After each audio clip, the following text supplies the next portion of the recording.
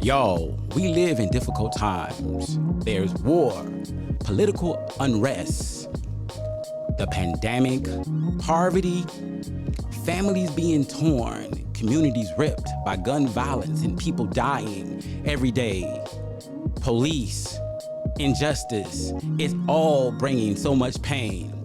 But y'all, we can look inside our minds and we can understand who we are, become better, and do this thing like we've never done it before. But it all starts with our mental health, and I know we can do it. I believe in you because I believe in me, and I believe in us.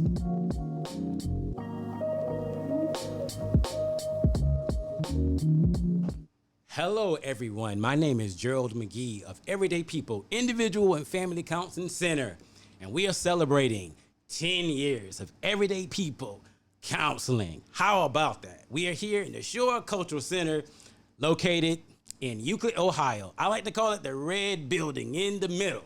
Today of all days, we're celebrating because I have my confidant, this wise young lady, Niesha Perry of Triumphant Counseling. How you doing today? I'm good, Gerald. How are you? I am copacetic, as my parents used to say back in the day. Y'all know anything about that? Copacetic? Yeah. Yeah, you know something about that? You're dating yourself. Huh? I'm dating myself. Hey, you know what? I think I'm a old school anyway. So I gotta know a little bit about the old school and know a little bit about the new school. So if I'm dating myself somewhere in between, then I guess I'm doing just fine. So here today, we're so glad to be here. I'm so glad to have you here, Niesha. Yes, welcome. Well, yeah. Thank you. Thank you. Niesha, in Triumphant Counseling, you've had over 10 years as a counselor, right? Absolutely. And you've had how many years at Triumphant Counseling? 3 years. 3 years. 3 years. That's good, right? Yes, it is. Yeah. You feeling charged up? I am. I'm beyond the point where I'm nervous. You know, we make mistakes in the beginning, but we figure out the foundation. At this point, I'm ready to expand. Things are going great. Clients are growing.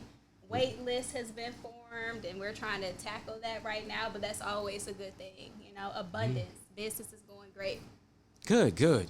So, you know, being a counselor, being a therapist for the number of years you've done it, if there's one thing you could leave your clients with, what would it be? Hope. Hope. I always want to go in instilling hope in all of the clients that I work with. Sometimes people come in hopeless. They're coming in because they have hit rock bottom and they just don't know where to go. So out of all of my therapy sessions, I just want to instill hope, as well as increasing their life worth living, just figuring out what makes life worth living for them. And every day we have to do that. As mothers, we feel like our life worth living is taking care of our children, but beyond being a parent, a father, a mother, a caregiver, what do you wake up and live for every day? So we need hope, and we need a life worth living. You know what? I love what you're saying. It makes me think sometimes we can go to a doctor and they can tell us there's nothing else they can do. But when we have hope, we can find a way when there seems to be no way. To that mother who gets this disparaging information about their child or diagnosis, they have hope, so it drives them to do the things they need to do to cultivate their children's life and living.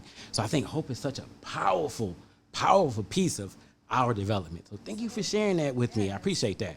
And I hope all of you out there have hope. Today, we're going to talk about self-care and what that means. Like, man, what is self-care? We talk about it all the time. It seems like such a simple word. I ask people about it all the time. How do you self-care?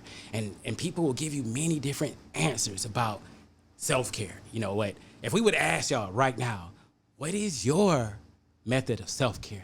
I wonder what would you say? Let me guess. Getting my nails done? Going to the spa? Going to the spa? Yeah, you might say something like that, right? Yeah, but it's so much more to it. And we want to explore and evaluate that today a little bit more with you. So I hope this mental health discussion will be fun and interesting, but you will get something out of it that will help you be more prepared to deal with your mental health. because we all need to be ready in these crazy times we living in, right? So let's get started. We're talking about self-care. So help me out here. Okay, so a lot of times when I ask my clients, what is self-care? Or when was the last time you practiced self-care? I always get, well, I don't have any money. They say, well, I haven't had time. I don't have the money. And I try to increase their awareness that self-care is beyond things that you buy for yourself. Self-care is exactly what it sounds like, caring for yourself. You mean to tell me I can actually care for myself and not spend any money? Absolutely. I don't have to spend a Franklin or a Lincoln or anything. Not even a Washington. I can take care of myself. Yes, you can take care of yourself. Oh, that's sweet. Without money. All you need is time. Yes. So did you? Oh, time. Mm-hmm. You know, I'm an entrepreneur. I always think that time and money goes together. Yes, it does. Time is money. Yeah, time is money. We trade our time for money. We trade our time for money. So when you start thinking about time, why might it be? I know we could get into this discussion. Why might it be important for me to use my time for self-care? Yes, to use your time for self-care means that you are caring and nurturing yourself. Taking that time to ask yourself, what is it that my body needs in this moment? Whether it's, I feel like I'm dehydrated, I need some water. I have a headache, let me stop for a moment. Right. And that moment could just be like 3 minutes. Practicing self-care can be something that you do in your car. It could be something that you do just sitting on the edge of your bed. It doesn't involve spending money, but just giving yourself that space to have some time for yourself, to nurture yourself for a couple minutes throughout the day. Whoa, so wait a minute. I request a rewind. Oh, okay. Sorry, being silly here. But in thinking about what you're saying, I find that self-care, and I want to focus on women. Okay. If there's any women in the house, say yay. Yay. So, in doing some study and research, I realized that cardiovascular disease is the number one cause health condition in America and the number one cause of death, cardiovascular disease. And for women, since the 80s, they has exponentially risen the number of cases. And some of the reasons are because obviously more women are now doing many more things. Because before the 1980s, there were less women in the workforce. Men would typically be more likely to die from cardiovascular disease because men smoked, men drank, and of course they was in the workforce more. But when more women went into the workforce, guess what? The numbers of women having heart disease increased significantly. And one of the key factors here is when women have a heart attack, they are more likely to die from it than men. So when we talk about self-care, we talk about becoming, taking care of ourselves, we have to look at how self-care is at the foundation of our health, our physical health, and mental health. Yes. So in talking about self-care, let's look at the body. First of all, let's talk about the body. Okay. What are some ways we do self-care for our body? Self-care in our bodies looks like stretching. We can wake up each day and just stretch. And that's beyond the, stretch everyone else does. But getting into like some Pilates stretches, some yoga stretches, it looks more as being intentional about the body work that you're doing and the time that you're spending on each section of your body. Just working out, making sure that you're stretching from your legs all the way up to your neck. A lot of times we work at office settings, or we're at computers, or we're always in our phones, and it leaves us just feeling like hunched over, right? So we want to do things that's opening up our airways, opening up our hearts, and just giving us better posture. So we just start off with breathing and doing some stretches. Some simple things like that. Yes. You know, I love that because one should never underestimate the magnificence which is found in simplicity. For in that, all great things are understood. So we start with the stretching. Yes. We start with the stretching and we move to exercising. Oh, that is self-care. So many people have a hard time getting into some type of exercise routine. Jeez. Yes. It's like that lazy bone just kicks in, and we just want to sit back on our behinds and get our favorite beverage and watch our favorite shows, or be on our tablets, or do whatever we do, but we sitting on our behinds.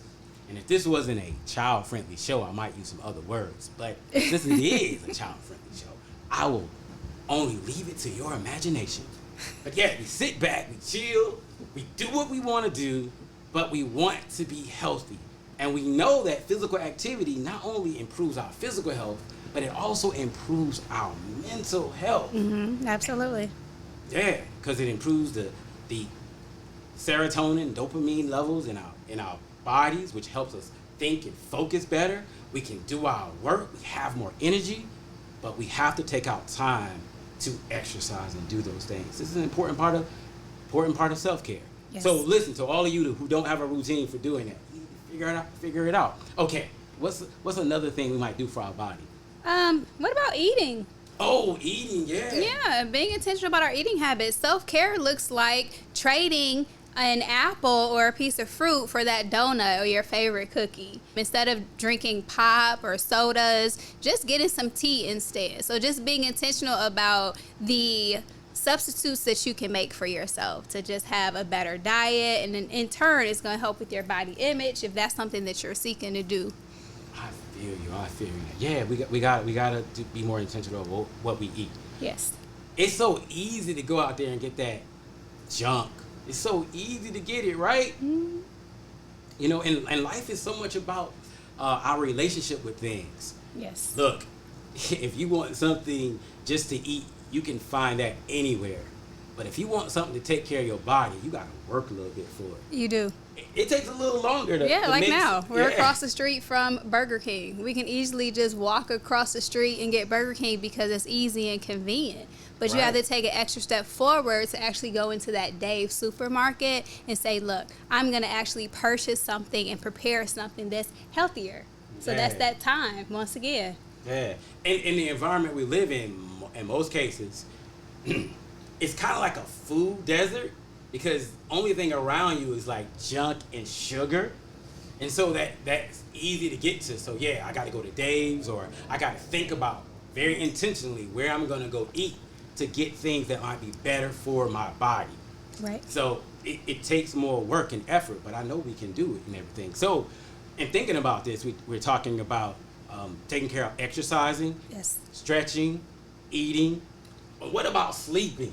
Ooh, sleeping. Just having a better sleep routine. How many hours a night do you think you're supposed to get as an adult? Think about it. What do you think you're supposed to be getting versus what you actually get? So I believe as adults, we're supposed to have anywhere between 6 and 10. You're right, exactly. I'm not really positive, but I think it's around there. And a lot of us just feel like, hey, either I have to keep working so I don't have time to sleep, because there's some things out there now that says like, oh, well, I'll sleep when I die, or when I'm sleeping, I'm not making money. Like there's all these different negative stigmas, but we actually need rest. Our bodies need that rest. So giving yourself that time to actually be mindful of a nighttime routine so you can get adequate rest. So what that would look like is shutting things down around like 10, 11 o'clock, depending on what time you have to wake up. So you can get adequate rest at night, shrinking your world so you're not on your phone or watching TV, and just really being mindful and taking in the day and being present so your body can actually rest. Exactly. And turning the TV off, getting off your phone, all that blue light that's stimulating your mind, making it harder for you to go to sleep. Get off the phone with those friends that got a bunch of problems late at night. Yes. Tell them to call you back. Give them your hours of operation. And once those hours are over, sorry, call me back tomorrow for an appointment. So, you don't have to do your friends like that, but maybe you do. But anyway, those things are important. I think we need to give our bodies rest so we can be okay and prepared for the next day. It's nothing like getting good sleep. And not feeling guilty about it. Sometimes people feel guilty if they take a nap in the middle of the day. They wake up or they feel like, no, I can't go to sleep because then I'm going to be perceived as lazy or I'm not doing enough. But a part of taking care of yourself is listening to your body. If your body needs additional rest, then don't be afraid to take that moment. If you just need 30 minutes for a little power nap or even a full hour, hour and a half, if you need rest, listen to your body. That's how we get into the high blood pressure, the heart disease, because we feel like our bodies can just keep on going like a machine. But even a machine can break. You know, I think there's a a cultural construct, which being in America, that we all engage in and believe that we need to keep going and doing and I got to make this amount of money, I got to get to this place. We feel pressed to keep getting more, keep doing more. But sometimes we have to slow down and realize it's okay. We need to get some sleep. We need to rest. You know, we need to take care of our bodies. This man told me this story one time, and I thought it was very interesting, and it kind of goes along with what we were talking about. Okay. I was trying to help him prepare for taking his licensure exam, and he was an older guy, and so as we were talking, he was telling me, you know, Gerald, this is my mentality on taking the test. He said there's 2 lumberjacks who went out to cut down some trees. He said one just went out, and he just started cutting, and he just kept cutting. The other one, he would cut a few trees, he would stop, take a rest, he would cut some more trees down, stop, take rest, cut a few more trees down, stop, and take rest. At the end of the day, who you think cut down the most trees? Now to remember, the other one, he just out there just cutting. Just kept cutting. Who you think cut down the most trees? And I was like, At first I said, being naive, I said, the one that kept cutting. He said, nah, it was the one who took the rest. That's right. Because sometimes we think if we just keep going, we're going to do more. But no, we need to chill sometimes.